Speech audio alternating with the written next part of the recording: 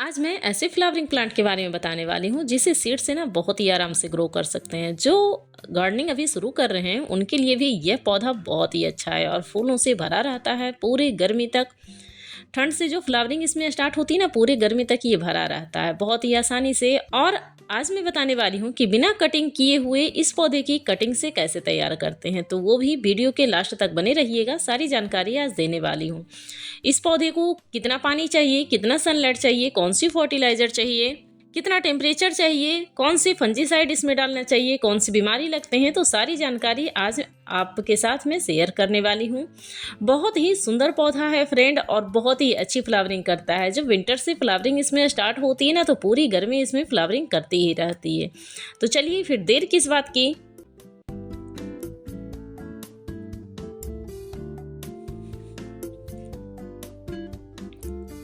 तो आज बात कर लेते हैं इस फ्लावरिंग प्लांट की जिसका नाम है नस्ट्रीसियम। इसके पत्ते ना बिल्कुल कमल के पत्ते की तरह होते हैं, गोल गोल राउंड में ही होते हैं, लेकिन कमल के पत्ते के साइज़ बड़े होते हैं और इसके पत्ते के साइज़ छोटे होते हैं। नॉर्मली इस पौधे को ना किसी भी मिट्टी में, किसी भी तरह के गमले में या फिर आराम से, ये ज़्यादा फर्टिलाइज़र भी नहीं मांगती है और किसी प्रकार के कीड़े भी नहीं लगते हैं। लेकिन कौन कौन से कीड़े लग सकते हैं, कौन से कीड़े जब लग जाते हैं तो इस पौधे को बर्बाद कर देते हैं, कौन सी फंजीसाइड डालनी चाहिए, किस तरीके का फर्टिलाइज़र देना चाहिए। वैसे तो नॉर्मली इस पौधे को थोड़ा सा मीडियम सॉइल में लगा दीजिएगा तो ये पौधे बहुत ही आराम से चल जाते हैं। ना ही तो इस पौधे को बहुत रिच सॉइल पसंद है और ना ही बहुत कम फर्टिलाइज़र वाला। तो इस तरह से इसमें ना सीड पॉट होते हैं और एक पौधे अगर आप नर्सरी से ले आए हैं, इस टाइम पे भी आप नर्सरी से ला सकते हैं, तो एक पौधे आप अपने गार्डन में लगा लीजिएगा। तो इस तरह से फ्लावरिंग के बाद ना इसमें सीड पॉट बनते हैं और उस सीड को जमा करके आप सालों साल अपने गार्डन में इस तरह की फ्लावरिंग पा सकते हैं। और जितने भी सूखे पत्ते हैं सभी को हटाते जाइए तो ये फ्लावरिंग बहुत ही अच्छी करता है और इसकी भीनी भीनी खुशबू ना आपके पूरे गार्डन को सुगंधित करता रहता है। और ये इतनी अच्छी फ्लावरिंग करते हैं कि किसी दूसरे फूल के लगाने की ज़रूरत ही नहीं है। जब ये आप गार्डन में ऐड कर लीजिएगा ना तो बहुत ही अच्छी फ्लावरिंग करते हैं और इसके पत्ते भी देखने में बहुत ही खूबसूरत लगते हैं और बहुत ही प्यारे लगते हैं। वैसे तो कलर इसमें बहुत सारा होता है, ऑरेंज होता है, येलो भी होता है, पिंक होता है, वाइट होता है, बहुत सारे कलर में होते हैं, लेकिन मेरे पास अभी लेटेस्ट में ये ऑरेंज कलर का है और ये बहुत ही खूबसूरत लगता है देखने पे।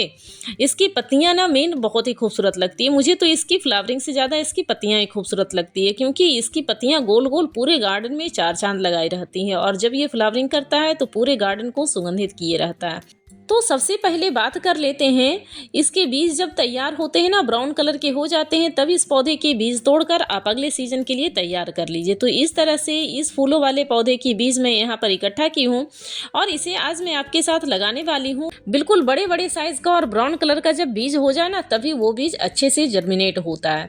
तो अब बात कर लेते हैं इसकी मिट्टी की जैसे हम फ्लावरिंग प्लांट की मिट्टी जो बनाते हैं ना, वही वाली मिट्टी बनाते हैं इसके लिए भी, लेकिन इसमें ज़्यादा गोबर खाद नहीं डालेंगे क्योंकि नाइट्रोजन युक्त मिट्टी इस पौधे को ज़्यादा पसंद नहीं होता है। क्योंकि नाइट्रोजन युक्त मिट्टी जब हम डालते हैं इसमें, इसके पत्ते तो बहुत ज़्यादा बन जाते हैं और फ्लावरिंग कम होती है। अगर जो आपको ज़्यादा फ्लावरिंग लेना है इस पौधे से तो नाइट्रोजन युक्त खाद कम डालें।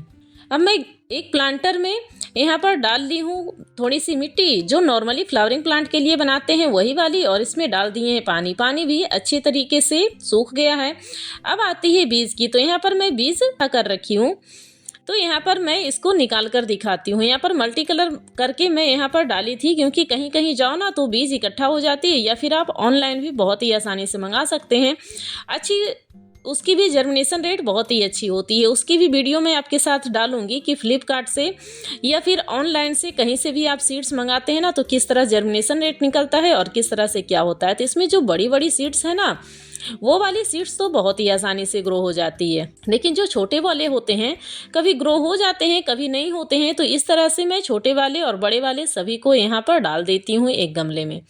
वैसे तो नॉर्मली कहा जाए तो बड़े प्लांटर में इसको डाला जाता है क्योंकि शिफ्ट करने में कई बार होता है ना कि पौधे निकल गए और इसको शिफ्ट कर रहे हैं तो इसकी जो ब्रांचेज होती हैं, जड़ें होती हैं, बहुत ही नाजुक होती हैं और वो ख़राब हो जाते हैं शिफ्ट करने के चक्कर में, वो अच्छे से ग्रो नहीं कर पाता है और पौधा हमारा ख़राब हो जाता है। तो इसीलिए अगर आपको सुविधा है तो आप सीधा बड़े से प्लांटर में ही इसके बीज डाल दीजिए ताकि शिफ्ट करने का झंझट ही खत्म हो जाए। बड़े बड़े प्लांटर में 2 से 3 बीज डाल दीजिए, बस हो गया।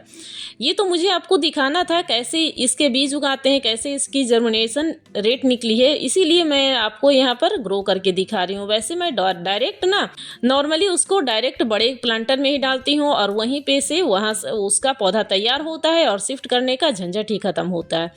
तो यहाँ पर देखिए इस तरह से ये ग्रो हो चुका है, अच्छी तरीके से इसकी जर्मिनेशन रेट भी निकली है, लेकिन जो छोटे वाले पौधे हैं ना उसकी ग्रोथ नहीं हुई है, वो बीज ही खराब होते हैं। वैसे नॉर्मली कभी कभी हो जाते हैं, ग्रो भी हो जाते हैं, लेकिन यहाँ पर तो ग्रो नहीं हुए। जो बड़े वाले सीड थे वही ग्रो हुए हैं और पौधे भी अच्छे खासे हैं। जब इतने बड़े पौधे हो जाए ना थोड़े दिन के बाद, तब इसे आप धूप में रख दीजिए। अब आती है शिफ्ट करने की बारी। तो जब भी इस पौधे को शिफ्ट करें तो 10 से 12 इंच या फिर 15 इंच का प्लांटर देने की कोशिश करें। मैं डायरेक्ट बड़े प्लांटर में ही सीड डालती हूँ और छोटे प्लांटर में तो डालती ही नहीं हूँ, लेकिन आपके साथ मुझे शेयर करना था इसलिए छोटे प्लांटर में आपको दिखा रही हूँ। बड़े प्लांटर में डालने से ये होता है कि इसकी पौधे की लंबाई और चौड़ाई ना दोनों अच्छी खासी होती है, तो इसीलिए बड़े प्लांटर में डालिए। अब पौधे लगाने के लिए जो मिट्टी चाहिए वो वाली मिट्टी यहाँ पर मैं डाल रही हूँ छोटे वाले प्लांटर में। सभी को खाद और मिट्टी को सभी को मिक्स कर दी हूँ और इसमें बजरी कोशिश कीजिए ज़्यादा डालिए, क्योंकि इसकी रूट ना बहुत ही हल्की होती है और बहुत ही सॉफ्ट होती है। तो बजरी ज़्यादा डालता है ना तो वो इसकी रूट अच्छे से ग्रोथ करती है। तो इस तरह से देखिए इसकी रूट भी अच्छी खासी बन गई है और इसको मैं डाल देती हूँ इस छोटे वाले प्लांटर में। बाकी सारे पौधे मैं बड़े वाले प्लांटर में ही डालने वाली हूँ क्योंकि इसकी लंबाई भी 3 से 4 फीट तक चली जाती है और चौड़ाई जो होती है ना वो भी अच्छी खासी चली जाती है, 1.5 से 2 फीट तक, मतलब ज़्यादा ही जाती है, कम नहीं जाती है। तो इस तरह से देखिए पौधे भी लगा दिए और इसी तरीके से सारे पौधे को मैं फटाफट से शिफ्ट कर देती हूँ और यहाँ पर मैं डाल देती हूँ पानी। तो पानी डालकर ये हो गया और थोड़े दिन के बाद जब आप देखिएगा 1.5 से 2 महीने के बाद, तो देखिए पौधा कितना अच्छा ग्रोथ कर रहा है और उसके बाद फ्लावरिंग भी स्टार्ट हो जाती है। अब बात आती है सनलाइट की। सनलाइट इसको हमेशा 6 से 8 घंटे का ही दीजिए और जो टेम्परेचर होता है ना वो 10 से 35 डिग्री टेम्परेचर में ही रहता है। लेकिन जब अधिक ठंड होती है 3 से 4 डिग्री टेम्परेचर, जो उस टाइम में पौधे जब बड़े होते हैं तो उसको कोई नुकसान नहीं होता है। लेकिन हाँ, सैपलिंग है, बेबी सैपलिंग, उस टाइम में पौधे को नुकसान हो जाता है, अधिक ठंड ये सहन नहीं कर पाते हैं। और 35 डिग्री से भी ज़्यादा हो जाता है ना तो ये सहन नहीं कर पाते हैं। लेकिन फ्लावरिंग प्लांट सभी को तो धूप में रखना ज़रूरी होता है, तभी तो वो फ्लावर खिलते हैं। अब बात कर लेते हैं फर्टिलाइज़र की। वैसे तो इस प्लांट को फर्टिलाइज़र कोई भी ना दीजिए तब भी ये पौधा मस्त चलता रहता है, क्योंकि इसके लिए मैंने पहले ही अच्छी मिट्टी बनाकर इस पौधे को तैयार कर लिए हैं, तो दोबारा इस पौधे को खाद डालने की ज़रूरत भी नहीं है। वैसे कहा जाए तो इस पौधे को नाइट्रोजन युक्त खाद बिल्कुल भी ना करें, क्योंकि नाइट्रोजन युक्त खाद डालने से ना इस पौधे की पत्तियां बहुत सारी निकल जाएंगी और फ्लावरिंग इसमें कम हो जाएंगी। तो इस तरह नाइट्रोजन युक्त खाद इसमें ना डालें। अगर जो आप डालना ही चाहते हैं तो आप कोई सा भी लिक्विड फर्टिलाइज़र डाल सकते हैं, वैसे ना डालें तो वो ज़्यादा सही है। और इसको मैं कटिंग नहीं कर रही हूँ, देख रहे हैं यहाँ पर इसकी जो ब्रांचेस निकलती है ना इस तरह से बेलनुमा, इसको मैं यहाँ मिट्टी में टच कर दी हूँ अच्छी तरीके से। जहाँ जहाँ मिट्टी से ये टच होगी ना तो वहाँ पर रूट बहुत ही अच्छी होगी। और यहाँ पर देखिए मैं पहले ही यहाँ पर इसको मिट्टी में टच करके रखी थी, तो यहाँ देखिए रूटिंग स्टार्ट हो गई है और बहुत ही जल्दी ग्रो हो जाता है, बहुत ही फास्ट ग्रोइंग प्लांट है। तो इसकी लंबाई चौड़ाई भी बहुत ही अच्छी होती है। और यहाँ से देखिए मैं लीव्स तोड़कर आपको दिखाती हूँ। तो सबसे पहले इसको कैंची से की सहायता से ना मैं इसकी ब्रांचेस काट देती हूँ, क्योंकि रूट हो ही गई है। तो यहाँ पर आप दूसरे पौधे आप बहुत ही आसानी से इसको लगा सकते हैं। रूट बन जाने के बाद आप इसको फटाफट से शिफ्ट कर दीजिए ताकि ये पौधे अच्छे खासे चलते रहें और कभी ख़राब भी ना हो। तो इस तरह से आपको दिख रहा है ना रूट, इस तरह से रूट निकल गई हैं और इसके जो भी पत्ते हैं ना इसके रूट के पास, उसको मैं सभी को तोड़कर हटा देती हूँ। इस तरह से देखिए सारे पत्ते मैं हटा दी हूँ और इस तरह से ये बन गया और इसकी साइड में रूट बनी है और इसकी ब्रांचेस बिल्कुल फंसी हुई थी पत्ते वाली। तो इस तरह से देखिए इसकी रूटिंग कितनी अच्छी स्टार्ट हो गई है। और इस ब्रांच को ज़्यादा देर ना करते हुए फटाफट से मिट्टी में करेंगे एक होल और इसे मिट्टी में दबा देंगे, क्योंकि ज़्यादा देर जब रूट में हवा लग जाती है ना तो रूट ग्रोथ नहीं कर पाती है और लगती भी नहीं है, और फिर पौधे सूख जाते हैं तो कहते हैं कि हमने कटिंग लगाई और कटिंग लगाई नहीं। इसलिए ज़्यादा देर ना करते हुए फटाफट से एक गड्ढा कीजिए और उस गड्ढे में इस पौधे को दबा दीजिए इस तरीके से।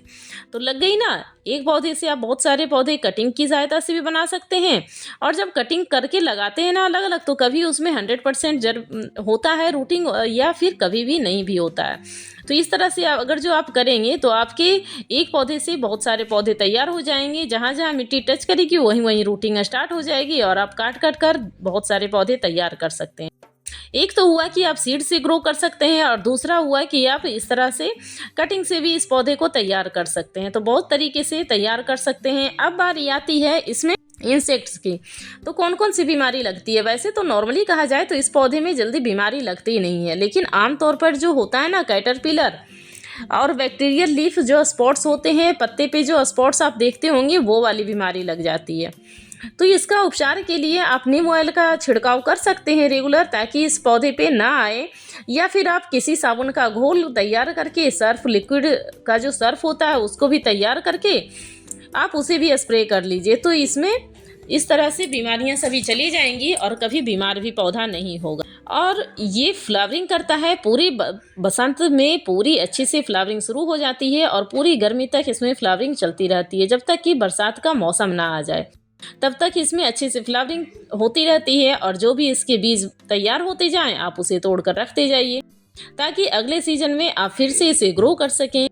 आशा करती हूँ आपको वीडियो अच्छा लगा होगा। वीडियो के लास्ट तक बने रहने के लिए आपका बहुत बहुत धन्यवाद। Thank you friend, thanks for watching. Happy gardening.